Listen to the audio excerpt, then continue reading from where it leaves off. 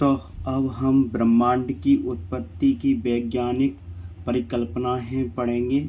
तो इसकी परिकल्पनाएं किस किस वैज्ञानिक ने दिया है।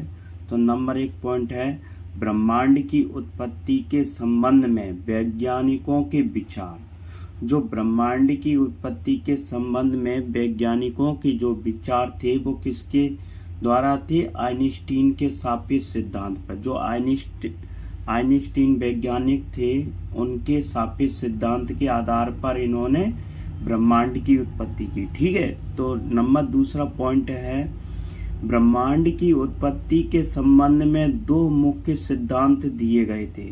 2 सबसे मुख्य सिद्धांत थे। नंबर 1 स्थिर अवस्था सिद्धांत या हम कह निरंतर उत्पत्ति का सिद्धांत। सेकंड पॉइंट है बिग बैंग सिद्धांत। तो हम एक एक करके इन सिद्धांतों को पढ़ते हैं। तो स्थिर अवस्था सिद्धांत। तो स्थिर अवस्था सिद्धांत यह सिद्धांत थॉमस गोल्ड, हरमैन बॉन्डी, फ्रेड होयल नामक तीनों वैज्ञानिकों ने मिलकर 1948 ईस्वी में दिया था। तो आपको पेपर में भी पूछा जा सकता है स्थिर अवस्था सिद्धांत के वैज्ञानिक कौन कौन से हैं, उसमें भी आपको विकल्प मिलेंगे। तो आप इन तीनों वैज्ञानिकों के नाम याद रखें। ठीक है।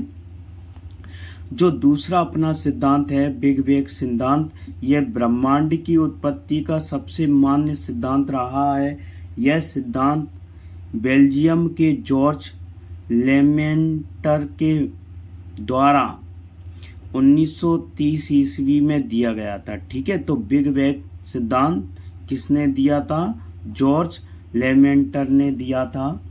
ठीक है, नोट में क्या लिखा है? ब्रह्मांड का व्यास 10 पे घात कितने 8 प्रकाश वर्ष है। ठीक।